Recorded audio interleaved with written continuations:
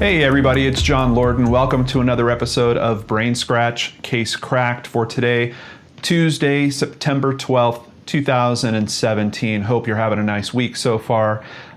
This story really grabbed my attention. This is a very current story.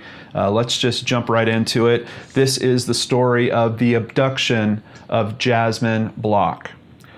Just over 1 month ago, Jasmine Block had just turned 15 years old. She was living in Alexandria, Minnesota, and taking in her summer vacation before starting her freshman year. On August 8th, she enjoyed a day of boating with her neighbors. Around 10:30 p.m., Jasmine was resting on the couch when her mother had to leave to help with a family emergency. Jasmine had an emergency of her own to soon deal with when the father of a friend of hers, 32-year-old Thomas Barker, came by.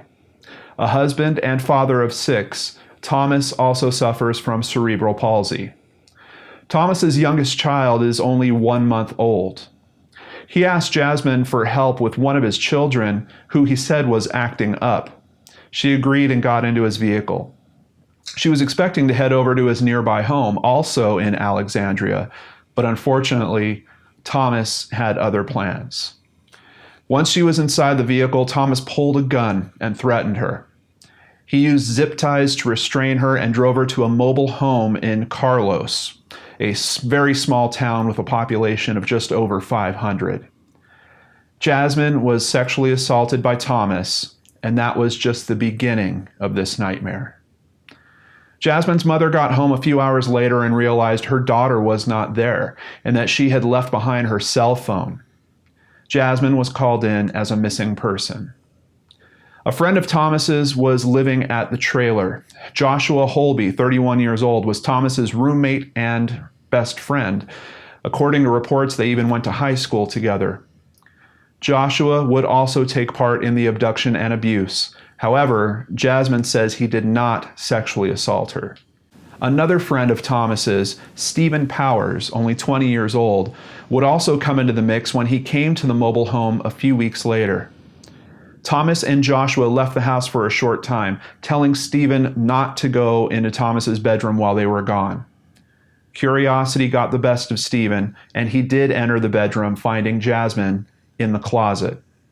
Unfortunately, Stephen did not release her or try to get her help, and he would also wind up becoming part of the abduction and abuse of Jasmine. All 3 men have criminal histories, with Thomas having the most. He pleaded guilty or has been convicted of 7 misdemeanors that include 2 fourth-degree burglaries, 3 disorderly conduct charges, displaying a BB gun in a threatening manner, and domestic assault. Quote, "I was usually in a closet and I usually stayed quiet because I was scared they might hit me or do something," said Jasmine. She was occasionally given water and fast food. Court documents state that at one point, Thomas zip-tied Jasmine and put her in a bathtub and tried to drown her. She fought him off. 2 of the men then tried putting her in a duffel bag and drowning her again in the bathtub, but she fought again until she managed to stick her head through a hole in the bag. A 3rd time, they tried hanging her, but she once again managed to survive. Luckily, they didn't persist in their efforts to end her life. Thomas admits that he was also using meth and alcohol throughout this ordeal. A near miss for freedom for Jasmine would occur when at one point a deputy came to the door. All 3 men were inside and Jasmine was in the closet. The deputy was actually there to investigate a stolen property report, but the men all stayed quiet, acting like no one was at home until he eventually left. This close call would prompt the men to change up their situation. They put Jasmine in a duffel bag again and tossed her in the back of their truck. They took her to various locations, such as cornfields and an abandoned property, staying on the move. Tuesday, September 5th, was the day Jasmine was supposed to start her freshman year of high school. She had been kidnapped for 29 days, and the men would decide to leave her alone for the first time in an abandoned house that they broke into. They told her they were leaving for an hour, either to go shopping or to get lunch, depending on the source that you read. This is when she decided to make a break for it. She saw a cluster of homes nearby and ran door to door trying to find help, but no one answered. She jumped into nearby Thompson Lake and began swimming away, but her shoes and pants were slowing her down, so she removed them. She swam across a portion of the lake and sprinted off the other side. A local farmer who was asked to remain unidentified was at home that afternoon. It was pure luck that he had forgotten something and decided to come home during his break from work. He was heading to his truck to drive back when he spotted something in the grasslands behind his property. He initially thought it was a deer, but as it got closer, he realized it wasn't a deer. It was a young girl running through his field. He started his truck so he could drive closer, but she must have heard it because she came sprinting towards him. "My name is Jasmine Block, and I've been kidnapped," she told him. He asked if she was the missing teen he'd heard about for the past month. She said yes and asked him to call 911. "Just get in the pickup. We're going to help you now."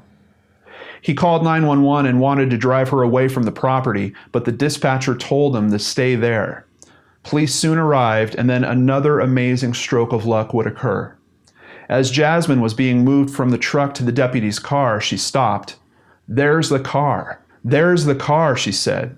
One of her captors was literally driving right by the home she had just run off to. One of the other deputies chased him down, and within minutes, Stephen Powers was in custody. Thomas Barker and Joshua Holby would be captured later that day in Pope County based on a description of their vehicle given to police by Jasmine. Thomas Barker initially denied knowing Jasmine at all when he was taken into custody. The three men are now facing varying charges of kidnapping, criminal sexual conduct, assault, and false imprisonment, and Thomas is once again facing the most charges of his group.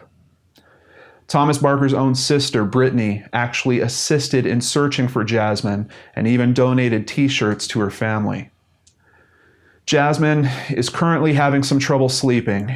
She keeps seeing their faces whenever she closes her eyes, and she's afraid of the nightmares that she's been having. She is getting help to cope with what she's been through, and she plans on getting back to school as soon as possible, maybe even within the week. Her mother is happy to have her home and credits Jasmine for her strength in dealing with all of this. Worth noting, most of the details of this story are taken from Jasmine's personal accounts and court documents. The cases against the three men are still pending. But I'm pretty sure this is a case cracked, and they will probably be each facing some very lengthy sentences. Wow, I just wanted to share this with you guys. It's an amazing story of a brave young woman and what she had to do to survive a terrible situation. The details of what she went through, I won't even go through in this video. It's really, really horrible what these guys were doing to her. And not to mention the fact that these guys were literally trying to kill her at some point. I mean, the type of psychological damage that they have done on this young girl, she's going to be dealing with this for the rest of her life, no doubt.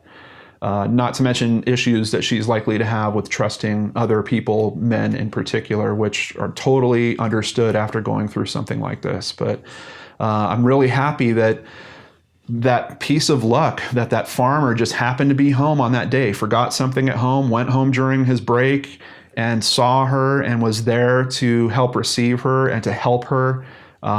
I'm so happy that part of it came together, and then it was just an extra knock that extra piece of luck came in and said, you know what, we're not going to let these guys get away with it either. And she was pointing at the cars that's literally driving by. It's really, really amazing. And even just to look through this story and to see all the information that Jasmine has been sharing, it's really inspirational to me. This is a girl that was literally in the custody of these men just a week ago. And she's already doing everything she can to make sure that justice is found in this. And in being so brave and sharing that story, I hope that she is helping other young women possibly avoid situations like this. This is really a tough one because you had a guy that was a bit of a family friend. Apparently one of his children also lives in that trailer park. So this is someone that Jasmine knew. And of course, when we look into these cases, sometimes it does turn out to be someone that the person knew in abduction cases like this. But it's terrible what she went through, but I'm so happy that it's over. And 29 days, that is a lot of very, very bad memories. And I just wish Jasmine all the best. I hope that she has some really good help in terms of her psychologically dealing with all that, because I'm pretty sure she's going to be trying to undo that damage for a long time. Thank you guys so much for spending some time with me. I hope you're having a good week. Keep yourself and your family safe, and I'll see you back here on the Lord and Arch channel tomorrow. Take care.